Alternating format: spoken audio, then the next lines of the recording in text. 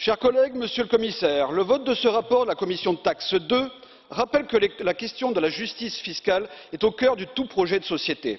Chaque État de droit a le devoir de lutter contre les abus de l'optimisation fiscale des multinationales. Il n'est plus possible, dans le monde d'inégalités, de chômage massif et de précarité grandissante, de laisser une hémorragie de recettes budgétaires échapper aux États. Le manque à gagner fiscal en France, escamoté par les grandes entreprises, s'élève à plus de 15 milliards d'euros par an depuis près de 2 décennies. C'est préjudiciable à nos finances publiques. Ce déficit de ressources fiscales doit être compensé pour équilibrer le budget annuel par votre politique de rigueur et de réformes structurelles rabâchée par la Commission européenne et dont tous les Européens voient le résultat en Grèce. On est loin de votre Europe de la prospérité et du plein emploi que votre propagande nous vantait en 1992 lors du référendum de Maastricht. Ceux qui en subissent les conséquences sont les autres contribuables, les petites entreprises domestiques et les ménages, d'où leur perte de compétitivité et de pouvoir d'achat.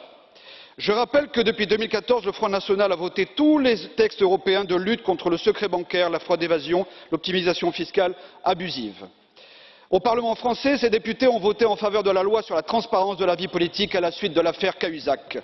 C'est pour cette raison que nous voterons encore pour ce rapport de coopération européenne internationale. Les patriotes sont en faveur d'une législation fiscale au niveau européen, mais à la condition d'une unanimité des États et de garder notre souveraineté fiscale intacte. Le Luxembourg, les Pays-Bas et autres pays, sous l'impulsion de leurs dirigeants complices comme M. Juncker, ont mis en place et développé des régimes laxistes pour les multinationales sans scrupules. Pour les patriotes, ce dumping fiscal et déloyal constitue un crime économique contre les peuples.